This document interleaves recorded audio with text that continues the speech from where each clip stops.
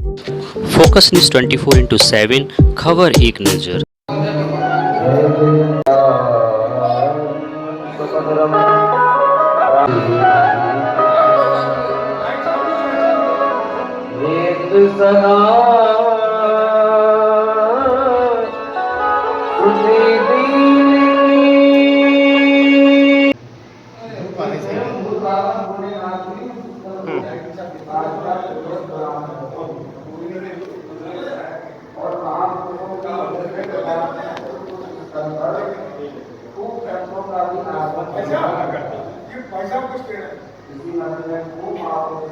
जैसे कोई कपड़े को निकाल देता है ऐसा छोड़ दिया। आज भी ऐसा गाँव में तेरे बीवी हो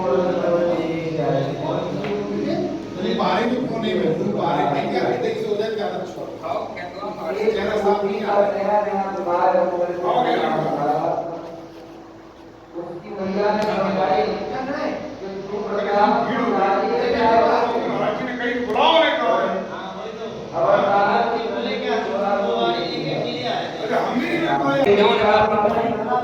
सरित्र गोपिका प्रेम प्रगट कलयुग दिखायो सदृश गोपिका प्रेम प्रगट कलयुग दिखायो। जो प्रेम गोपियों को भगवान ने दिया इस कली काल में वही प्रेम मीराबाई को दिया। और मीराबाई की भक्ति लोक लाज कुल श्रृंखला तज मीरा धर्म जी। मीराबाई ने तो सर्वस्व अपना भगवान को ही माना। मेरे तो बेदर्द पाल दूसरों न कोई। यह तो सब कह देते हैं कि मेरे तो बेदर्द पाल, पर ये कोई नहीं कहता दूसरों न कोई।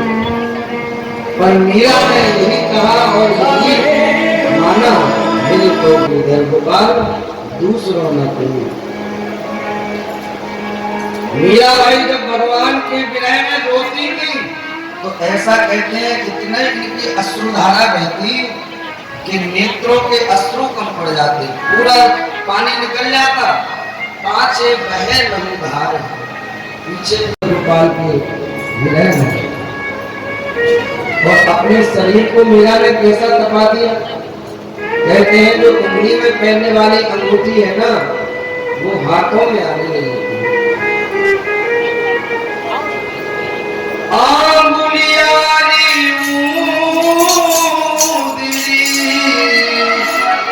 मारे आवन लागी बात, आवन लागी बात। जब किसी कौआ को मीरा देखती तो कहती कार कलेजों में धरूं कागा तू ले जा जागे सामर पीऊ बसे वो देखे तू गोवर्धन निवासी सावरे लाल कुंभिन रघो न जाए। गोवर्धन निवासी लाल कुंभिन रघो दर्शन को नैना तपे। प्रभु आपके दर्शनों के लिए नैना तप रहे हैं। वचन सुनन को कान, दर्शन को नैना तपे। वचन सुनन को कान, मिलवे को हियरा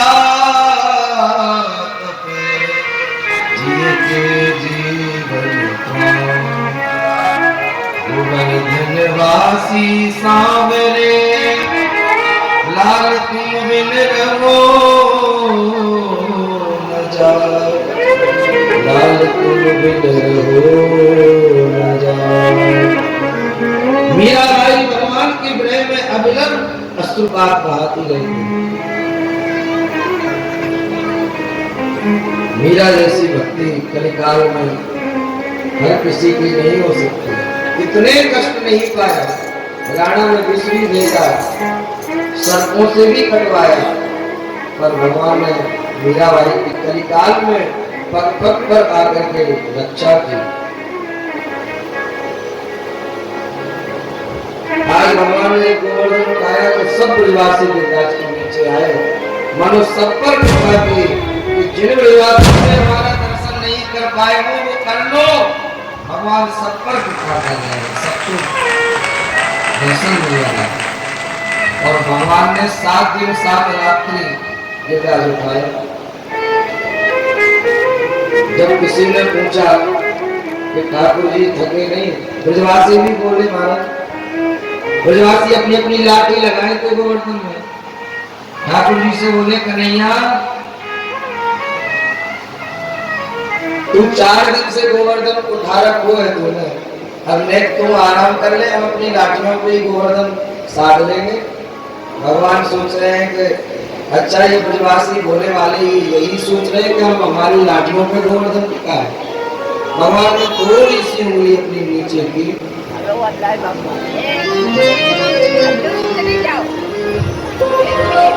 जैसे ही भगवान ने उंगली नीचे की, अब तो चट चट करके सबकी लाठियां टूट गई। ब्रजवासी चिल्लाए कन्हैया कन्हैया बता बता तुम्हें उठा देगा। भगवान ने पुनः उंगली लगाई। 4 दिन बाद यशोदा मैया भी बोली भैया कन्हैया थक गए हो मेरे को, काऊ ऐसी वस्तु को लाके बिठा दो जहाँ से शक्ति को संचार हो जाए।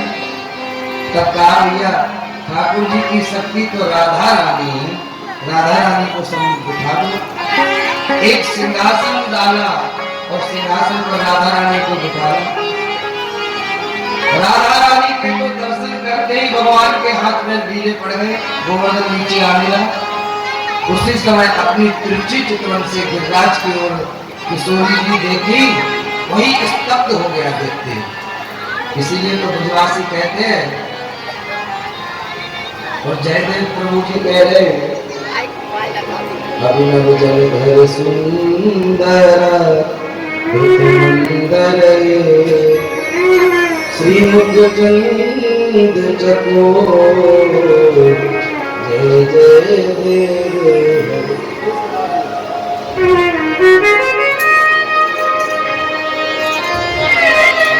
ठाकुर जी ने तो गोवर्धन उठाया, पर राधा रानी ने जब तुलसी चितवन से देखा तो गोवर्धन वही स्तब्ध हो गया। इसीलिए तो कहते हैं कचुमाखन को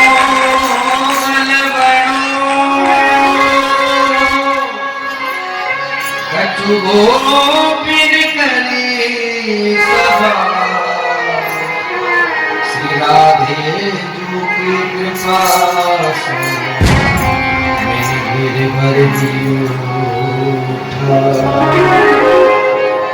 कुछ हमारे सखाओं ने मदद की और कुछ माखन का बल बढ़ा और श्री राधा रानी की कृपा से हमने गोवर्धन किया। वहाँ विराजमान करके वृंदावन आए हैं।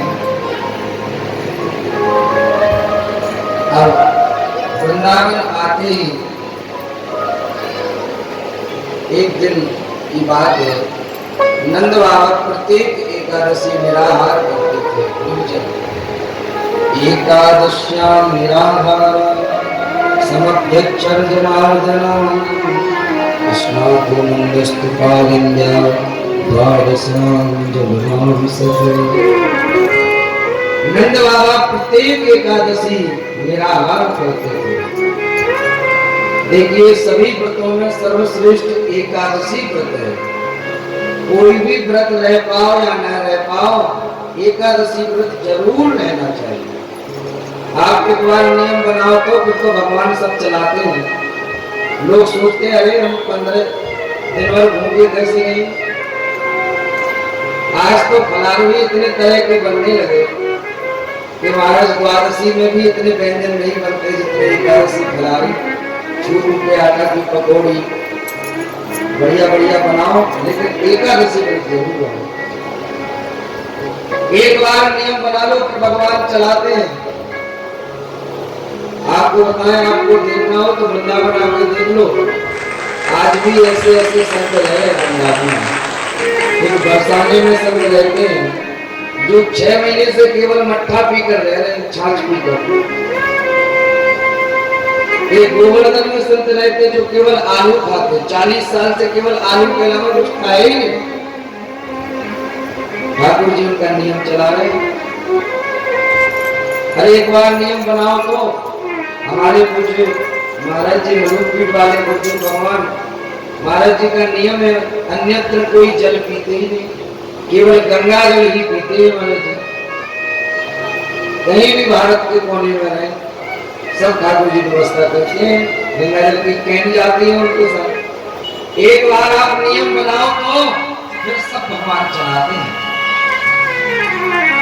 और एकादशी महीने में 2 एकादशी आती हैं, 15 दिन में 1 दिन ही तो व्रत रहे। वैज्ञानिक दृष्टि से भी सही है। 15 दिन तक आप खूब खाते हो अन्न, 1 दिन फलाहार करके रहोगे तो हल्का पेट रहेगा, बीमारी भी नहीं होगी। और एकादशी के दिन जो अन्न खाता है उसको पाप लगता है, क्योंकि एक बार अन्न भगवान के पास रोते रोते पहुंचा। अन्न भगवान के पास रोते रोते पहुंचा, कहा महाराज आपने सबकी छुट्टी का दिन बनाया, पर हमें जो देखो जो खाए जा रहा उसमें चना सबसे ज्यादा बोला। चना ने कहा महाराज हमको तो भाजी बना के खा जाए, छोटे से ही हमारी दुर्दशा है, जब हम पक जाए तो बूंद तोड़कर होरा बनाकर खा लें, देवल बनाकर दाल बना के खा लें, अरे सत्तू बनाकर पी जाए, नमकीन बना के खा जाए, पता नहीं कितने प्रकार से लोग हमें खाए जा रहा है। चना सबसे ज्यादा रो रहा था। तब भगवान ने अन्न को आशीर्वाद दिया कि चिंता मत करो, सबकी छुट्टी का दिन है तो तुम्हारी छुट्टी का दिन भी हम मनाते हैं। और कहा जाओ आज से एकादशी के दिन तुम्हारी छुट्टी। एकादशी के दिन जो भी अन्न खाएगा मानो अपने पापों का ही भक्षण कर रहा है, बहुत पाप लगेगा उसको। इसलिए भैया एकादशी को अन्न नहीं खाते हैं। एकादशी व्रत जरूर करना चाहिए प्रत्येक व्यक्ति को।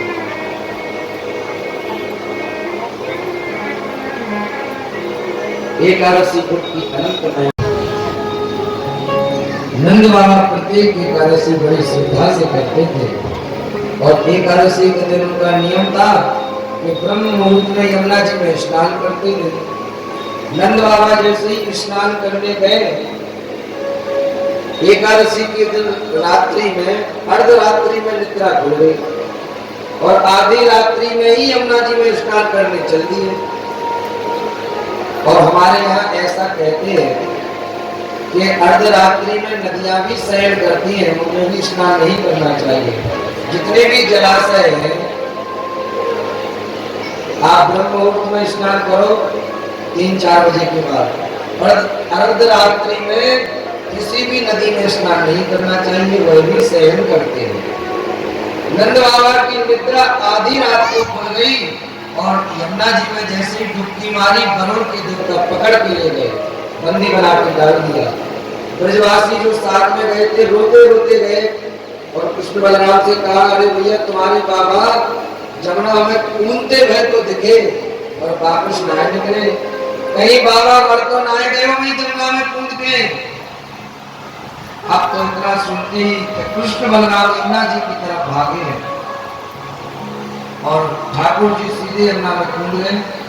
यमुना के माध्यम से वरुण लोग पहुंच गए। वरुण के देवता ने भगवान को देख करके बड़ा सम्मान किया, आरती की, प्रणाम किया, और अपने सिंहासन पर बैठा लाए।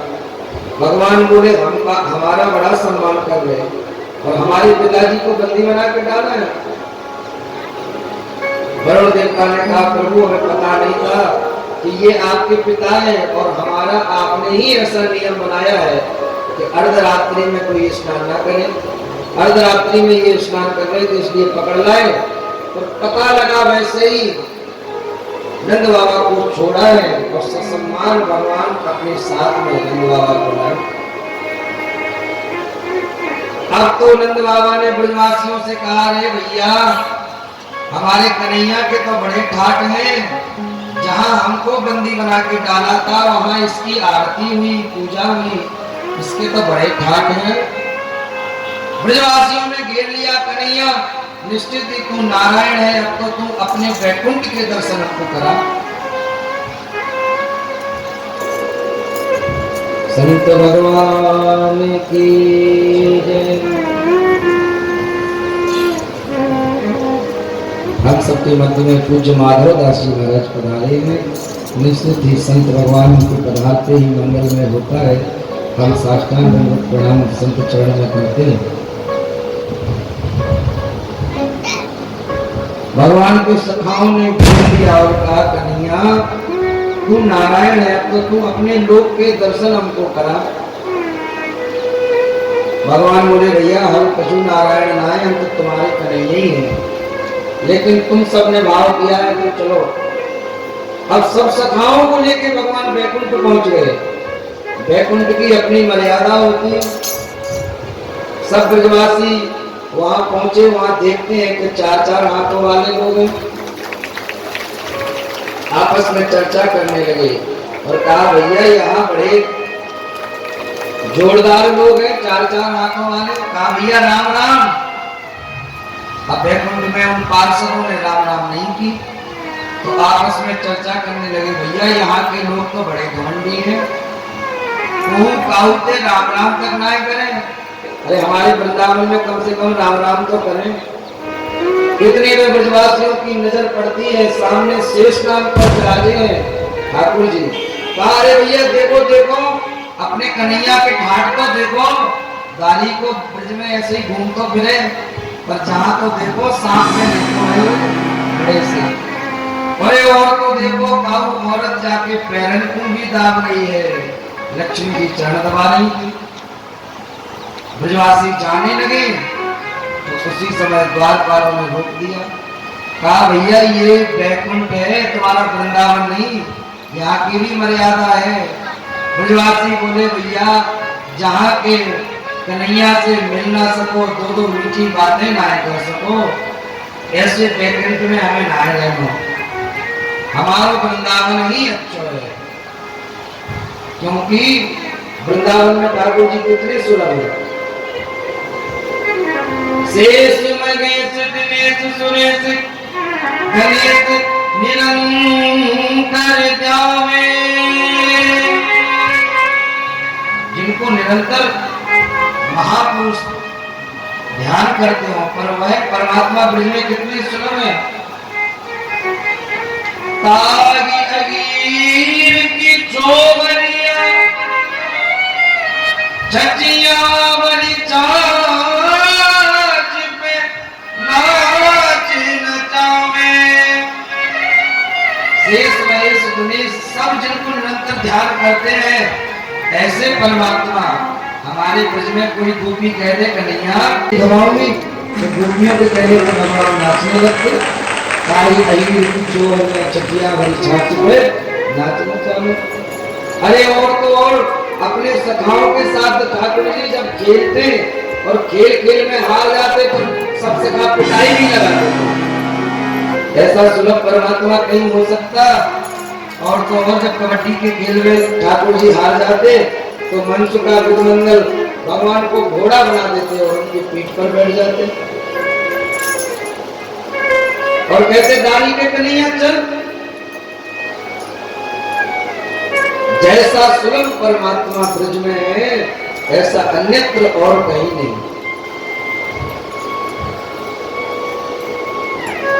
हमारे यहाँ कहते हैं, लोकन में तीनों, ऐसा परमात्मा और अन्यत्र नहीं।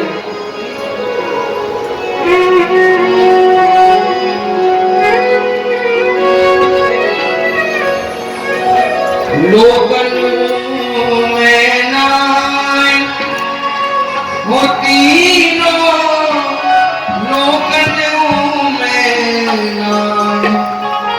अरे ऐसो चटक मटक सोता दादी को रोकन होए तो चटक मटक सोता तो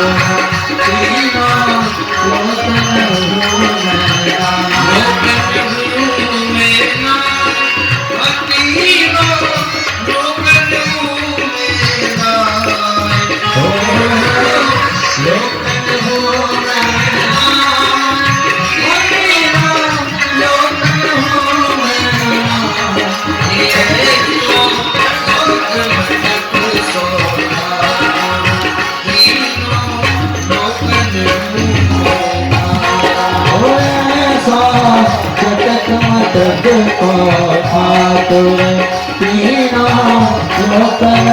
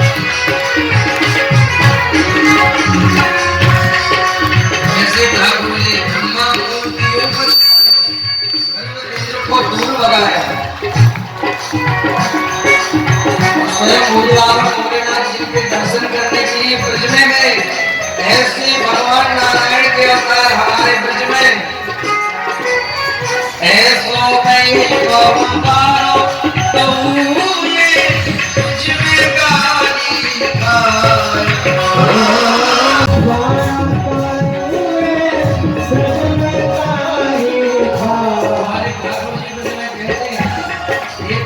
सत्यनारायण भगवान की पूजा के लिए रसोई बनाई थी।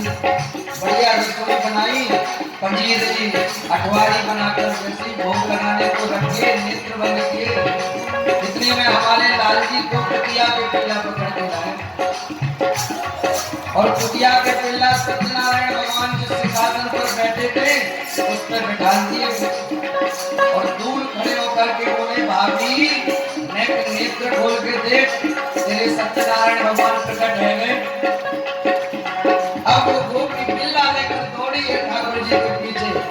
आखिर जिनके सामने काल भी थर-थर कांपता हो, वह प्रभु उन ब्रज गोपियों के सामने थर-थर कांपने लगते हैं और गाड़ी भी प्रेम से सुना देते और ठाकुर जी सुन लेते। ऐसो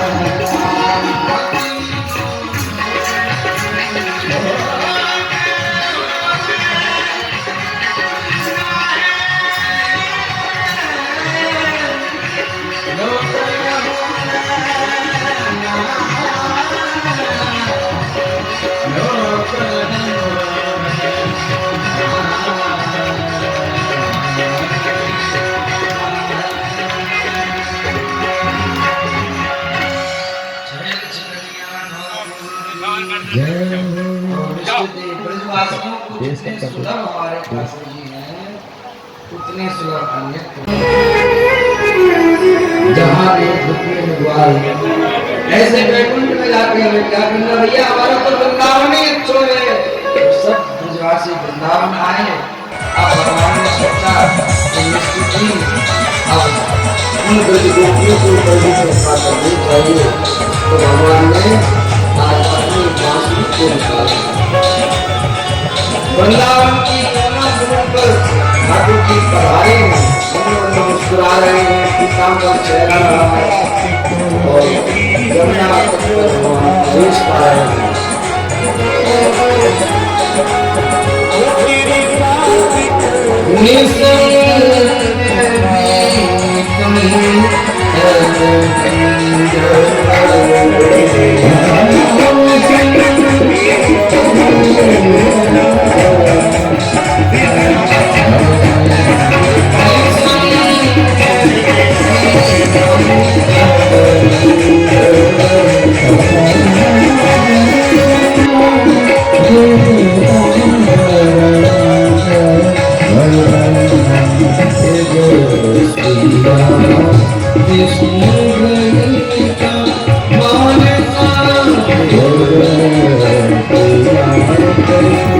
Oh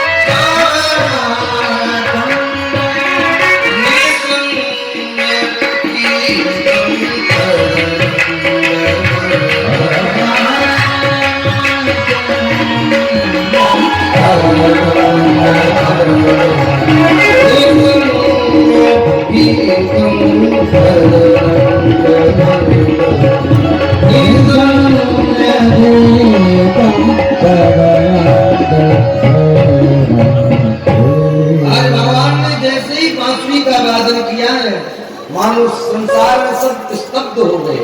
यमुना जी की चाल धार रुक गई, चंद्रमा ने अपनी चाल को रोक लिया, ब्रह्मा जी वेद पढ़ना भूल गए बांसुरी सुन करके, और तो और नारद जी की वीणा हाथ से छूट गई, भोले बाबा की समाधि टूट गई बांसुरी की धुन सुनकर।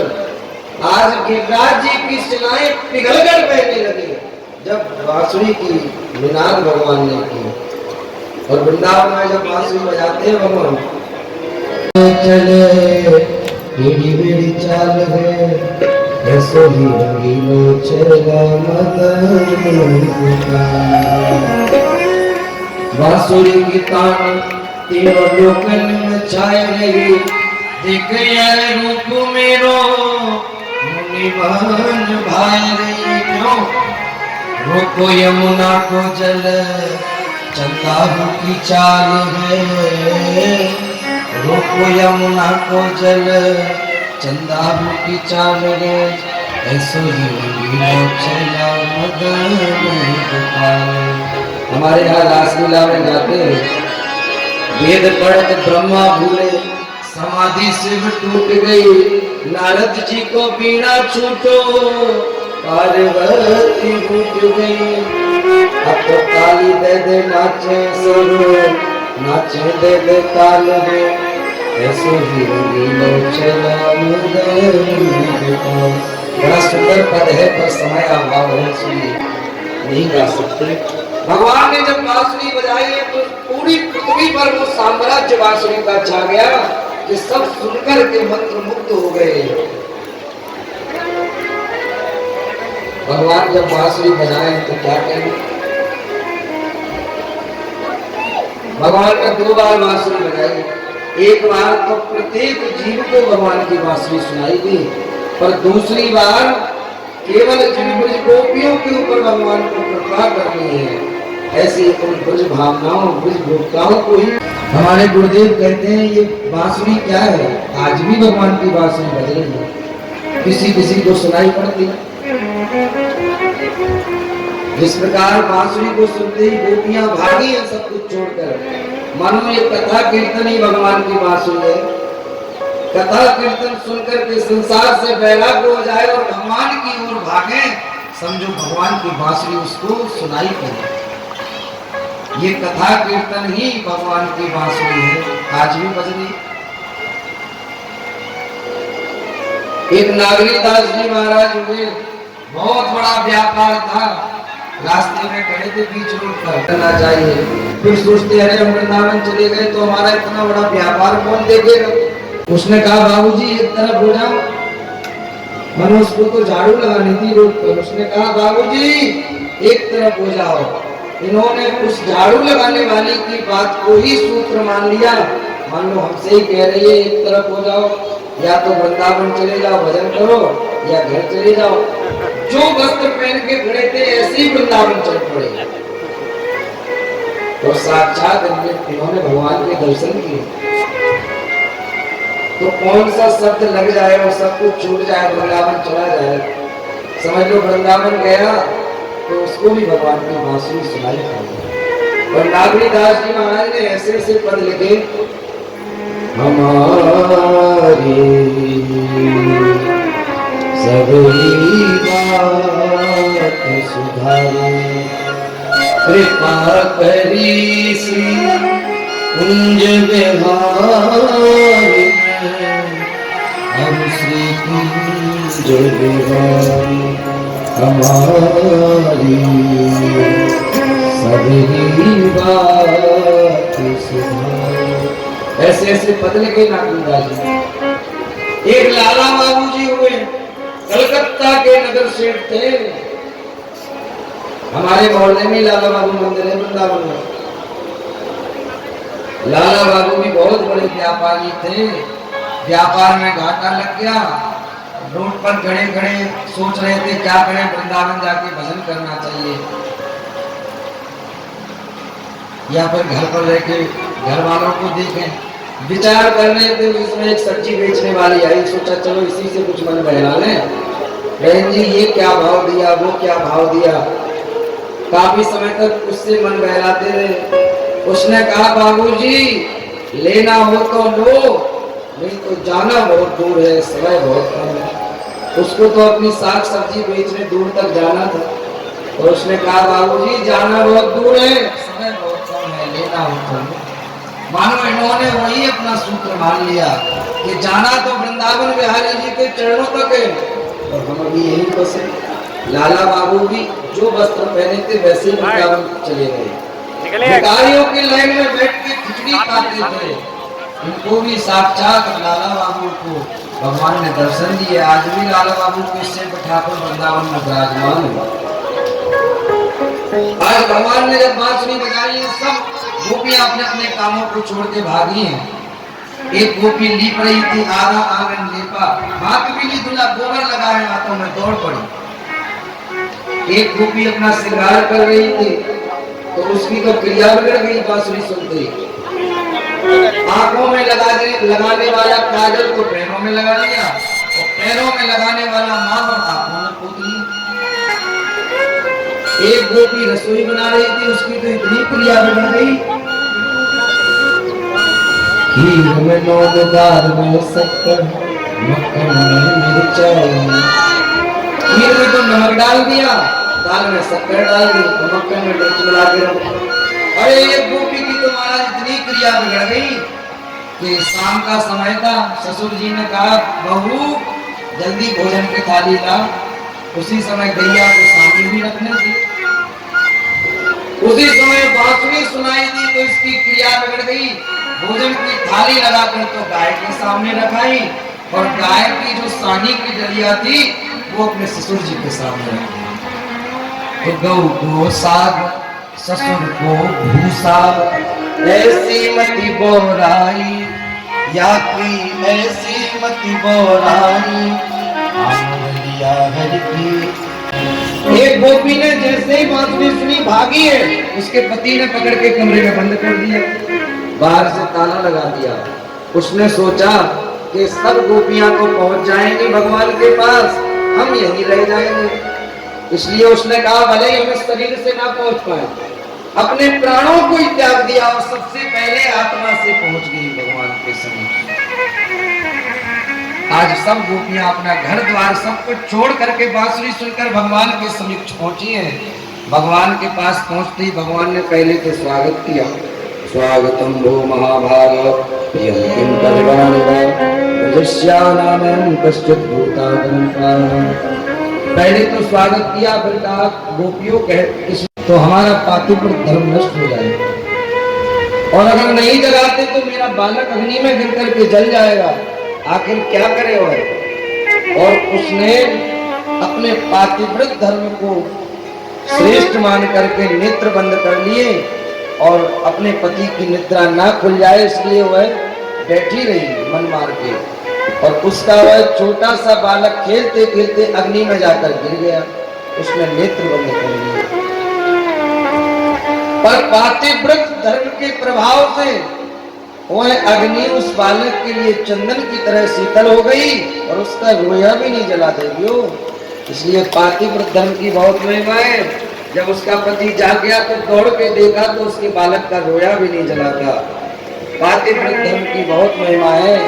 अपने अपने पतियों के पास जाओ। गोपियों ने कहा ठीक है, आपने कथा सुना दी, अब एक हमसे भी सुन लो। कहा एक पतिव्रता स्त्री अपने पति की नित्य खूब आरती सेवा करती थी। एक दिन उसके पति को परदेश किसी काम से जाना था। तब उसका क्या धर्म है? भगवान बोले जब तक उसका पति नहीं है तब तक उसके चित्रपट की पूजा करें। गोपियों ने कहा ठीक है, वो नित्य चित्रपट की पूजा करती। एक दिन वह चित्रपट की पूजा कर रही होती है, उसी समय उसका पति कुंडी खटखटाता है। अब उस पतिव्रता स्त्री का क्या धर्म है कि पहले अपने पति की पूजा करें या कुंडी खोलें? भगवान ने कहा ये भी पूछने वाली बात है। अरे जब तक पति नहीं था तब तक चित्रपट की पूजा की, जब पति आ गया तो दौड़ के लाओ, कुंडी खोलो, उनको अंदर लाओ, उनको बिठा लो, फिर उनकी आरती उतारो, उनकी सेवा करो। गोपियां बोली प्रभु निर्णय आपने ही कर दिया। संसार के जो पति हैं वह तो फोटो की तरह हैं, वास्तविक पति तो आप हैं प्रत्येक जीव के। जब आप ही मिल गए तो उन फोटो की तरह पति जो है उनके पास क्या जाएंगे। गोपियां बोली आपने ही निर्णय कर दिया, प्रत्येक जीवात्मा के पति तो आप हैं। भगवान बोले फिर भी गोपियों अपने अपने घर लौट जाओ। गोपियों ने कहा अब पृथ्वी फट जाए हम इसी में समा जाएंगे पर घर वापस नहीं जाएंगे। और कहा एक आरा चलाने वाला बुला लो, हमारे 2 टुकड़े कर दो, पर आप कहो कि अब यहाँ से चली जाओ तो हम नहीं जाएंगे, अब आपको छोड़ के हम नहीं जा सकते। जब गोपियों के इस प्रकार के प्रेम को भगवान ने देखा तो कहा ठीक है गोपियों, अब तुम परीक्षा में उत्तीर्ण हुई, अब हम तुम सबके मनोरथ को पूर्ण करेंगे। और भगवान ने ब्रज की गोपियों के संग महाराज प्रारंभ किया। भगवान पिता रात्रि सर्वो पुण्यमल्लिका वीक्षरन्तुं मनश्चक्रे योगमाया मुखाश्रिता। अब तो प्रत्येक गोपी के मध्य में ठाकुर जी प्रकट हो गए कई रूपों में और रास प्रारंभ किया। रास किसको कहते हैं? एक समूह को रास कहा गया। जैसे खेतों में पहले गेहूं की कटाई करके लोग बांध कर रख देते थे, उसको रास बोलते थे। एक समूह को रास कहा गया है और रास में ऐसे प्रवेश नहीं मिलता। प्रथम सुने भागवत भक्त मुख भगवत वाणी, द्वितीय राधे भक्ति रास नव भाति बखानी, तृतीय करे समुझ दक्ष सर्वज्ञ सिंह, कहते हुए विरक्त बसे बनराज सिंह। पंचम बोले देव सुधी तब चटे वामना, रास की साथ पावे रीति रस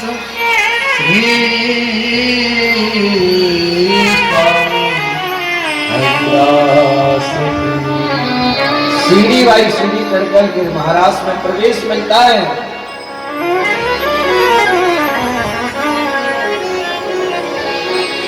तो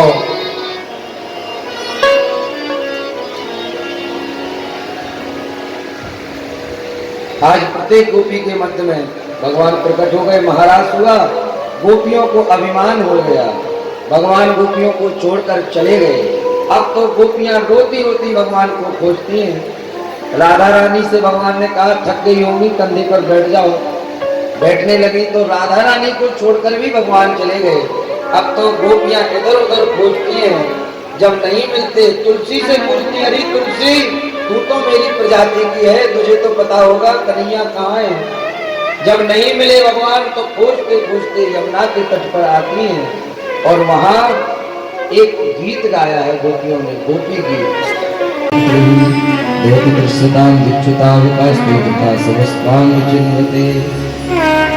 हजारों गोपियां हैं और प्रत्येक गोपी के मुख से एक जैसे शब्द निकले हैं। और जैसे ही गोपी गीत गाया और गोपियां रोई हैं,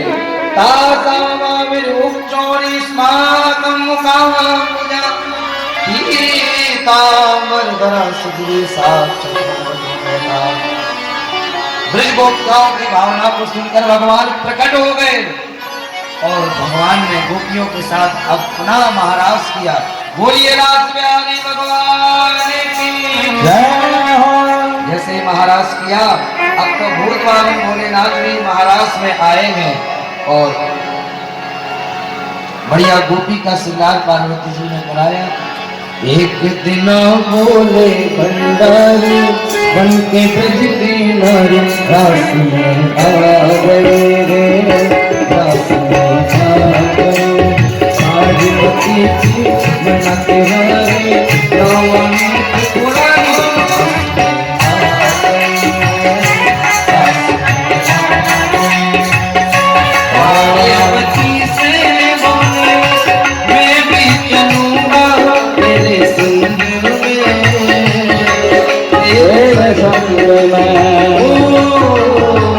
राधा संग साथों मैं भी नाचूंगा तेरे संग में, तेरे संग में। राशि रचेगा बीच में हमारे, मान बात हमारी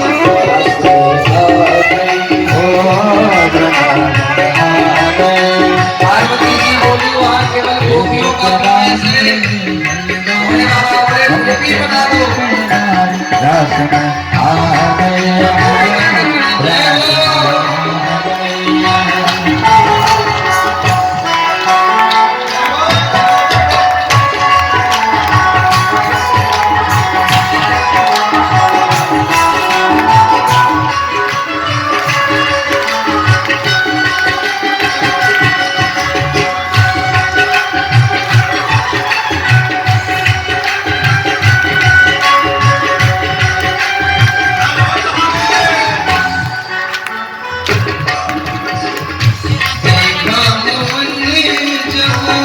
समझ गए रे सारी बात रे, सारी बात देखा मोहल्ले जब समझ गए सारी बात, सारी बात। ऐसी कहानी बनती सुध बुध भोले भोलेनाथ जी, भोलेनाथ जी। ऐसे बजाई सुध बुध भोले भोलेनाथ जी, भोलेनाथ जी। सिर से सरक गई जब सारी मुस्काए गिरधारी, रस में आ गई है, रस में आ गए। चांदी बिंदिया में साड़ी चल चले मत रस में आ गई, रस में आ गई।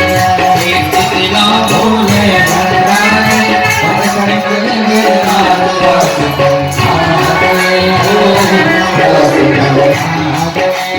रास रचो है, रास रचो है, ब्रह्मा मैया सखी रास रचो है, रस रचो है, रस रचो है। जगन्नाथ नारी सच रास रचो है। ऐसे नहीं ठाकुर जी महाराज कर रहे हैं, आप लोग दोनों हाथ उठा के ताली तो बजाओ और कहो रास रचो रे, रास रचो रे, यमुना किनारे वाला रास रचो रे, रास रचो रे, रास रचो रे, यमुना किनारे वाला रास रचो रे। हमारा जगत राजे राजे नंदी कन्या, हमारा जगत राजे राजे नंदी कन्या, हमारा जगत राजे राजे नंदी कन्या। हमारा जगत राजे राजे नंदी कन्या, राजा राजे कृष्ण राजे राजे गोपी जन, मम्मी हमारे घर सुखी पावन वृंदावन, रास रचो रे, रास रचो रे, यमुना किनारे बाबा रास रचो रे, रास रचो रे, रास रचो रे, यमुना किनारे बाबा रास रचो रे, यमुना किनारे बाबा